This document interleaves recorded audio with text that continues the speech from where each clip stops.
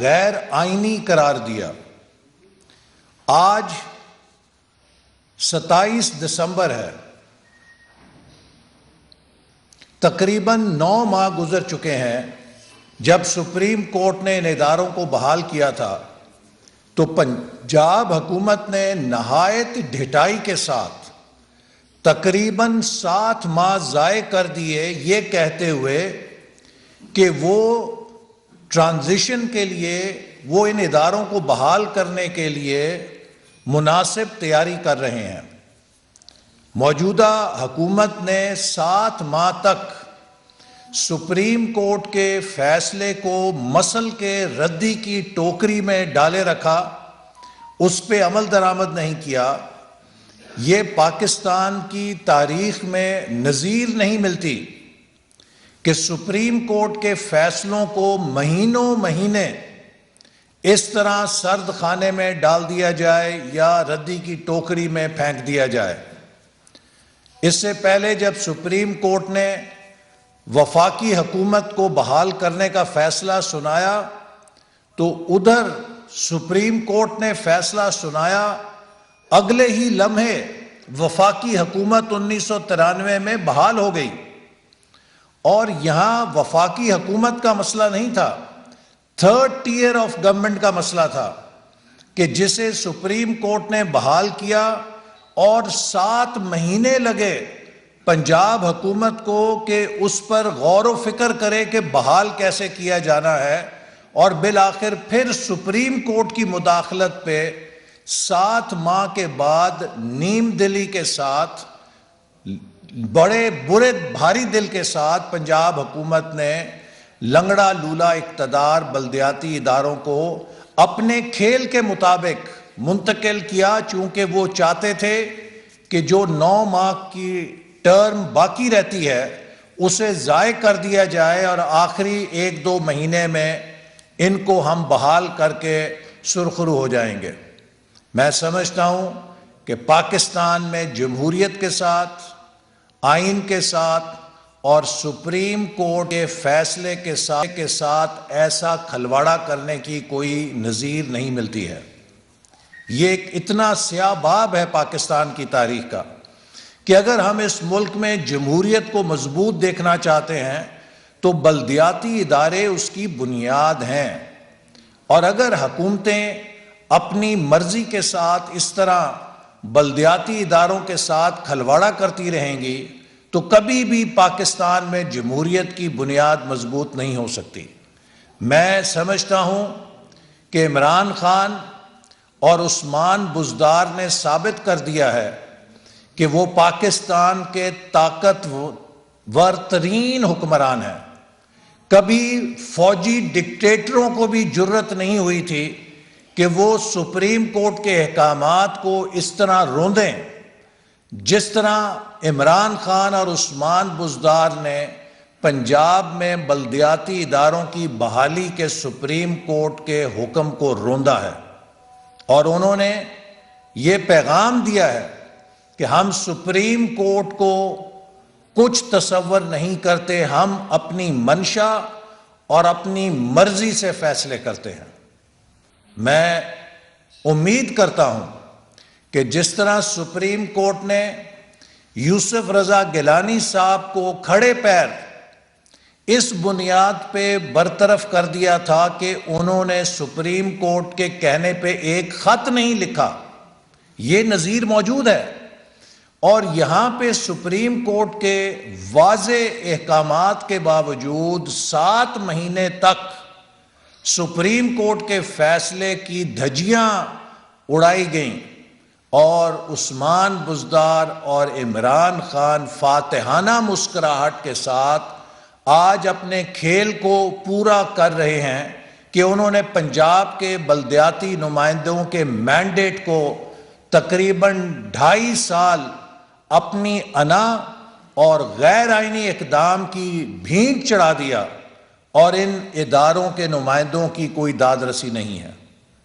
اصولاً چاہیے تو یہ تھا کہ جب سپریم کورٹ نے ان اداروں کو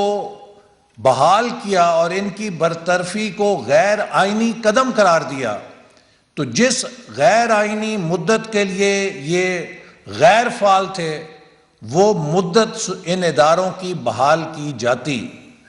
لیکن ایسا نہیں کیا گیا۔ مجھے افسوس سے کہنا پڑتا ہے کہ پاکستان کے سب سے بڑے صوبے کے بلدیاتی نمائندوں کے حق حکمرانی پر ریاست کی خاموشی اچھا پیغام نہیں دیتی۔ اگر اس طرح پنجاب کے صوبے میں حق تلفی ہو رہی ہے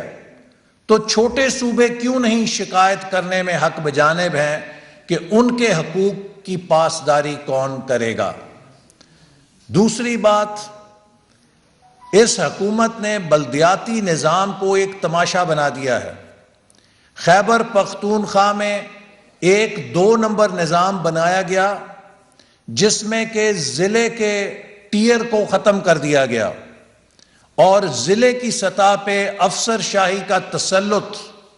برقرار رکھتے ہوئے منتخب بلدیاتی نمائندوں کو تحصیل کی سطح پہ محدود کر دیا گیا۔ ضلع کے ٹیئر کے اوپر کوئی بلدیاتی منتخب نظام نہیں ہے تاکہ ضلع کے اوپر افسر شاہی کی بلا شرکت غیر حکمرانی قائم رہے۔ تو افسر شاہی کا دیا ہوا نظام خیبر پختونخوا میں نافذ کر کے ضلع کو بلدیاتی نظام سے محروم کر دیا گیا ہے اور تحصیل کی سطح پہ بلدیاتی نمائندوں کو افسر شاہی کے ماتحت رکھ دیا گیا ہے۔ اسی طرح پنجاب میں 3 نمبر کا نظام دیا گیا ہے یا دیا جا رہا ہے، اور پنجاب میں جو بلدیاتی نظام دیا گیا ہے اس میں اگرچہ ضلع کو بحال رکھا گیا ہے لیکن ضلع کے منتخب چیئرمین یا میٹروپولیٹن کارپوریشن کے میئر کو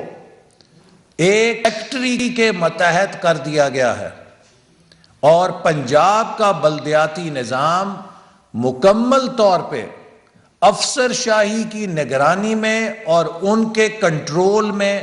کام کرے گا، جو کہ منتخب جمہوری اداروں کی روح کی منافی اور اس کی خلاف ورزی ہے۔ پنجاب میں جو ٹاؤنز ہیں ان کی میونسپل کمیٹیز کو ختم کر دیا گیا ہے، جس کی وجہ سے جو پنجاب کے سیمی اربن ٹاؤنز ہیں یا ڈسٹرکٹ ہیڈ کوارٹرز ہیں کئی، وہ بھی اپنی کارپوریشن سے یا بلدیہ سے محروم ہو جائیں گے اور شہروں کے مسائل بہت بری طرح متاثر ہوں گے۔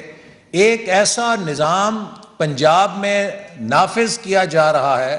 جس قانون میں لکھا ہے کہ صوبائی حکومت اگر چاہے تو